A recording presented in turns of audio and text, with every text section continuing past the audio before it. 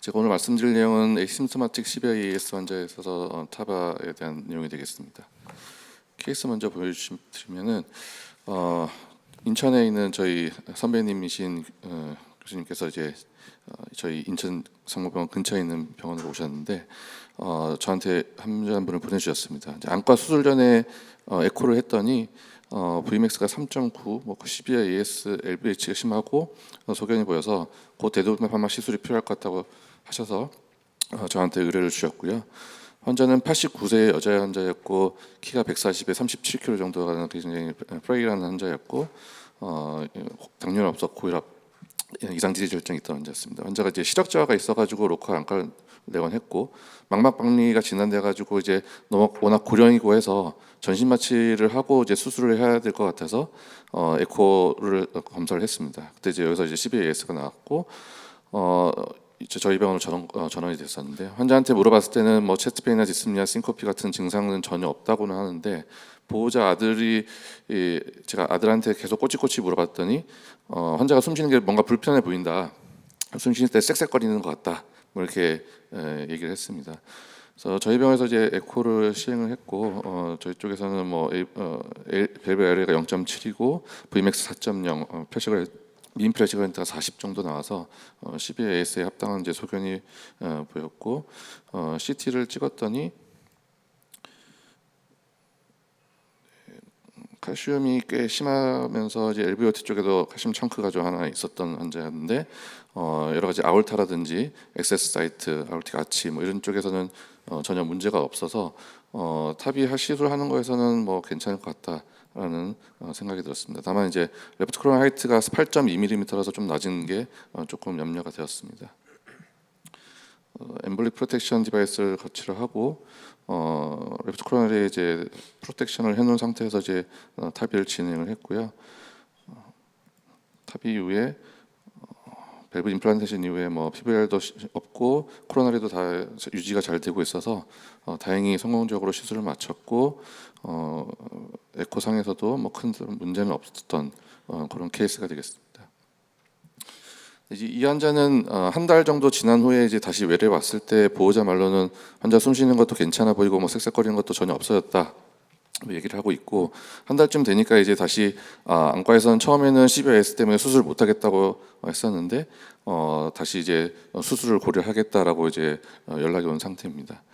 현재 이제 에시임토마틱 AS의 가이드라인을 보시면은 2020년도 미국 가이드라인에서 보시면은 이 심텀이 없는 환자들, 근데 이제 LVEF가 50% 미만인 환자들, 그다음에 다른 수술을 할 때 혹은 이제 엑서사이즈 테스트 동안에 BP가 떨어지거나 환자 증상이 생긴 경우 이런 경우 ABR을 고려를 하고 있고요. 또 베리 시비어 AS인 Vmax가 5 이상이거나 혹은 이제 BMP가 3배 이상이거나 그다음에 레피드 디지 프로그레션이 있는 경우에 ABR 하는 것을 공고를 하고 있습니다. 2021년도 나온 유럽 가이드라인에서도 보시면은 비슷한 내용입니다. 이제 EF가 50% 미만인 경우 클래스 1, 그다음에 엑서사이즈상 할 때 이제 증상이 있는 경우, 그다음에 EF가 55% 미만인 경우, 그다음에 엑서사이즈 동안 혈압이 떨어지는 경우, 베리 시비어에 있는 경우, 그다음에 밸브 Vmax가 프로그레션이 빠른 경우, 그다음에 BMP가 높은 경우 이런 경우 ABR 하는 것을 권고를 하고 있습니다. 이 에이심토마틱 CVAS의 이제 내추럴 히스토리를 보시면은 브라운바르트에 나온 그림인데요. 2년째 심섬 프리한 서바이벌 레이트가 21%입니다. 그러니까 대략 80%의 환자들이 결국 2년 내에 증상이 생기는 것으로 되어 있고 오버올 서바이벌 같은 경우에는 2년에 92%, 4년째 80% 정도 된다고 되어 있고 ABR 프리 서바이벌은 2년에 54%, 4년째는 32%밖에 되지 않습니다. 그래서 결국에는 앞에 그림에서 보신 것처럼 대부분의 환자들이 2년 내에 증상이 다 생기기 때문에 곧 AVR을 해야 되는 경우가 대부분이라고 보시면 될 것 같고요. 1997년도 뭐 데이터도 보시면은 Vmax가 4 이상인 경우에는 이벤트 프리 서바이벌 레이트가 2년에 21% 된다고 보고가 되고 있고 다른 데이터에서도 보시면은 1년째 67%, 2년째 56% 이벤트 프리 서바이벌 레이트를 보여주고 있습니다. 서브그룹에서 보시면은 칼슘이 별로 없는 환자들에 비해서 확실히 칼슘이 많은 환자들이 이벤트 프리 서바이벌 레이트가 굉장히 낮은 것을 보실 수가 있겠고요. 그 외에 다른 데이터에서도 이 3년째 심텀 프리 서바이벌 레이트가 Vmax가 증가하면 증가할수록 이게 확 낮아지는 것을 보실 수가 있겠습니다. 그럼 이제 이런 에이시임토마틱 CVAS에서 이제 얼리미터 인터벤션을 해주면 어떻게 되느냐 하는 데이터가 지금 4개의 RCT가 나와 있는데요.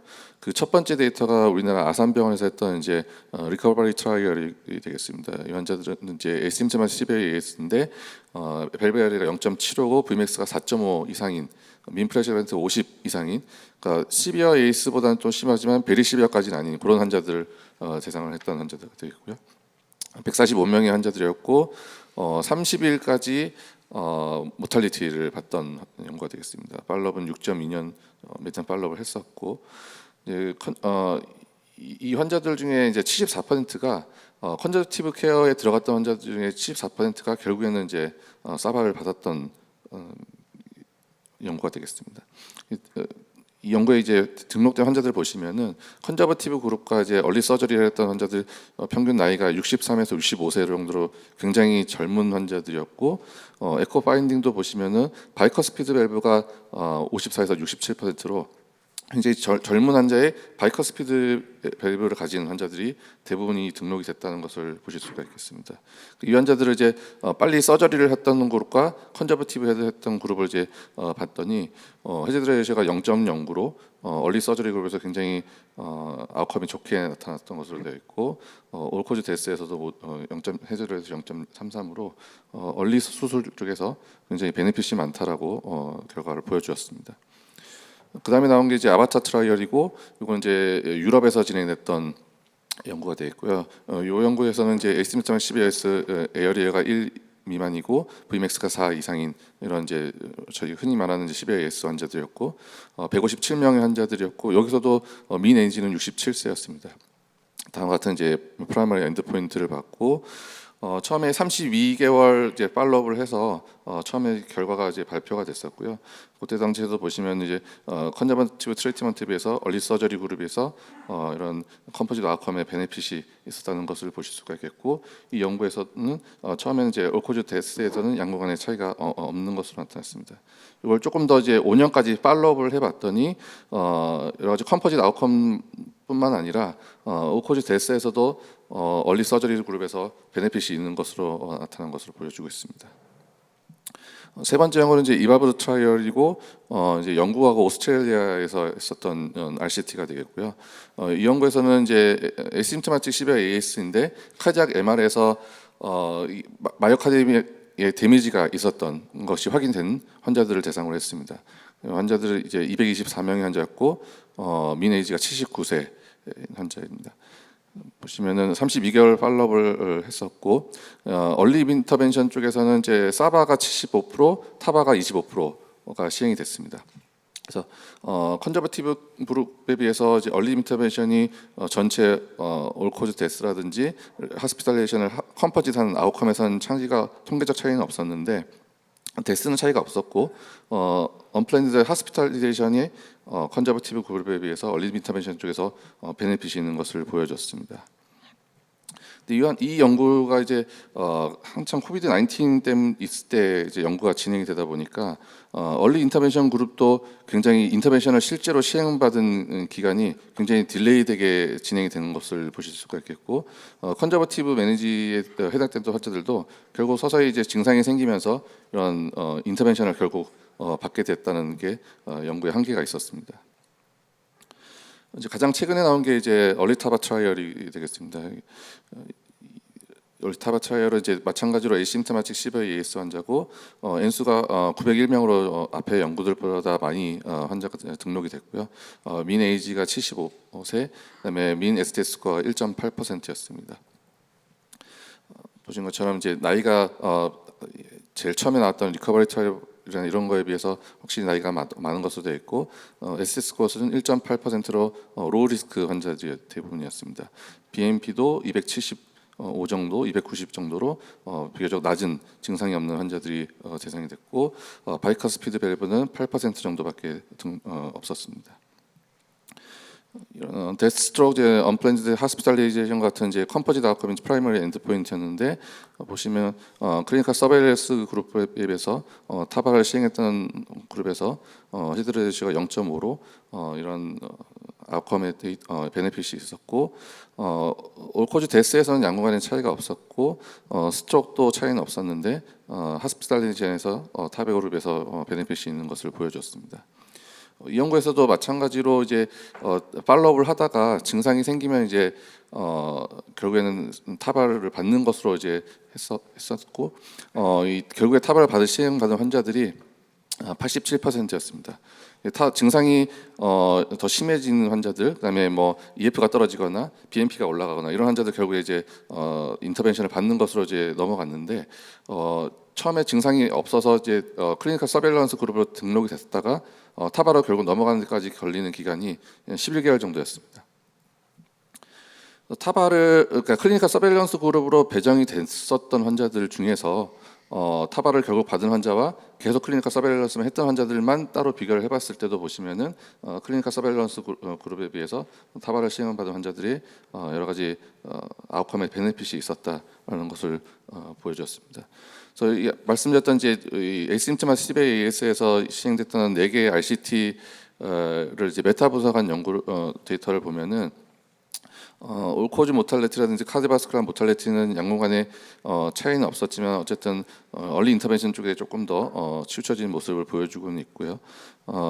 통계적 차이 유의하게 베네핏을 보여준 게 하트펠러 하스피탈레이션 쪽에서는 확실하게 얼리 인터벤션 쪽에서 장점을 보이고 있고 스트로크 쪽에서도 얼리 인터벤션에서 이 베네핏이 있다라고 얘기를 할 수 있겠습니다. 근데 이제 앞에 말씀드렸던 이 4개의 RCT를 보면은 결국에는 이 컨저버티브 트리트먼트, 클리니컬 서베일런스 이런 그룹에 있던 환자들이 대부분의 환자들이 결국에는 사바라진 타바를 다 시행을 받았다는 것이 되겠습니다. 그래서 리커버리 연구에서는 74%, 아바트에서는 44%, 이발브도 77%, 얼리탑에서는 87% 환자들이 결국에는 증상이 생기면서 이런 수술이나 시술을 받게 되었고요.